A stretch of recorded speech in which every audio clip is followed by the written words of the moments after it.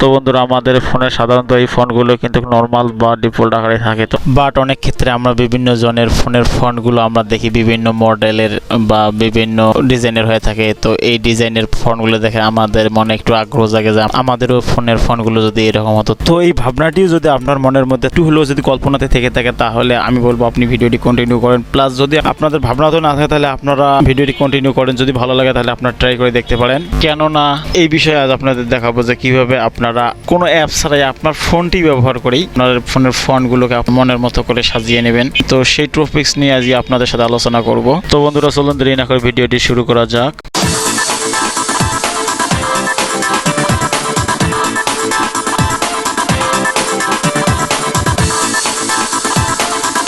Welcome to back my green take unlimited channel. তো বন্ধুরা আমরা কিভাবে আমাদের এই ফোনের ফোনগুলোকে সাজিয়ে নেব সেটি এখন আপনাদের দেখাবো। তো এর জন্য আমরা প্রথমে যাব আমাদের ফোনে থাকা সেটিংয়ে। তো সেটিংয়ে আসার পর আমরা উপরে সার্চ অপশন যে আছে, তো আমরা এখানে লিখবো FONT।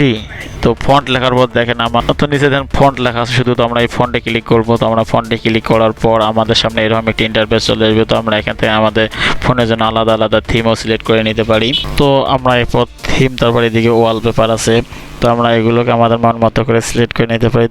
তো আমরা আজ এদিকে দেখবো না, তো আমরা দেখবো ফন্ট বিষয়। তো আমরা এই জন্য তো আমরা ফন্টে ক্লিক করব। তো ফন্টে ক্লিক করার পর তো আমাদের সামনে এরকম একটি ইন্টারফেস চলে আসবে। তো এখানে দেখেন লেখা আছে ওপেন থিম স্টোর। তো আমরা ওপেন থিম স্টোরে ক্লিক করব। ওপেন থিম স্টোরে ক্লিক করার পর দেখেন আমাদের সামনে অনেকগুলো ফন্ট চলে এসেছে। তো আমাদের এই ফন্টগুলোই কিন্তু আমাদের ফোনের যে ফোনের ফোল্ডারে যে ফন্টগুলো বা ফোনের যে ফন্টগুলো সেগুলো এখান থেকে আমরা সিলেক্ট করে নেব। তো এইরকম আমাদের অনেকগুলো দেখেন যত স্ক্রল করতেছেন সবগুলো আমাদের ফ্রি ফন্ট। তো আমরা এই ফন্টগুলোকে নেওয়ার জন্য প্রথমে দেখেন সাইডে দেখেন এই তীর চিহ্নতে আমরা ক্লিক করব ফ্রি ফন্ট। তো আমরা এই দিকে তীর চিহ্নতে ক্লিক করার পর আমাদের সামনে এইরকম অনেকগুলো ফন্ট চলে আসবে।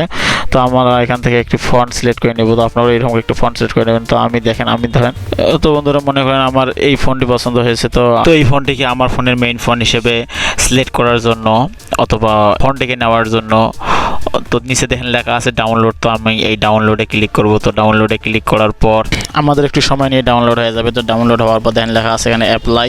তো আমরা এই অ্যাপ্লাইয়ে ক্লিক করব। তো অ্যাপ্লাইয়ে ক্লিক করার পর এখানে আবারও অ্যাপ্লাই করতে বলতেছে, তো আমরা আবারও অ্যাপ্লাইয়ে ক্লিক করব। তো দেখেন অ্যাপ্লাইয়ে ক্লিক করার পর আমাদের দেখেন এখানে অটোমেটিকলি লেখাটা কিন্তু চেঞ্জ হয়ে গেছে। এই যে ফন্টগুলো যে প্রথমে যে ফন্ট ছিল সেই ফন্টগুলো আমাদের কিন্তু চেঞ্জ হয়ে গেছে। তো দেখেন আমাদের কত সহজে আমাদের এই ফন্টগুলো চেঞ্জ হয়ে গেছে। প্লাস দেখেন আমাদের ফেসবুকে আসলাম, ফেসবুকে আসার পর দেখেন নোটিফিকেশনে আসলাম। তো নোটিফিকেশন আসার পর দেখেন আমাদের লেখাগুলো কিন্তু চেঞ্জ হয়ে গেছে। তো বাট আমাদের কিন্তু এর আগে কিন্তু এই লেখাগুলো এরকম ছিল না। তো আমরা এইভাবে আমাদের মন মতো আমাদের ফোনগুলোকে সিলেক্ট করে নিতে পারি। তো বন্ধুরা আমাদের এই ফোনগুলো কিন্তু চেঞ্জ হয়ে গেছে। তো বাট এখন আমরা যদি আবার চাই যে আমাদের এই ফোনগুলোকে আবার ডিফল্ট আকারে রাখতে বা আবার নর্মালভাবে রাখতে, তো সেক্ষেত্রে আমরা কী করব? তো সেক্ষেত্রে আবারও আমরা সেটিংয়ে আসব। তো সেটিংয়ে আসার পর দেখেন আমাদের এই জিনিসগুলো চেঞ্জ হয়ে গেছে। তো সার্চ অপশনে আসার পর আমরা লিখবো FONT, আবারও ফন্ট লিখবো। তো ফন্ট লেখার পর আমাদের সামনে আবার চলে যাবো। তো আবার আমরা ফন্টে আসবো। ফন্টে আসার পর এখানে দেখেন লেখা আছে ডিফল্ট। তো আমরা এই ডিফল্টে ক্লিক করলে আমাদের দেখেন লেখাগুলো আবার স্বাভাবিকভাবে ফিরে এসেছে। তো বন্ধুরা আজকের ভিডিও পর্যন্তই। তো বন্ধুরা ভিডিওটি কেমন লাগলো তা অবশ্যই কমেন্ট সেকশনে জানাবেন।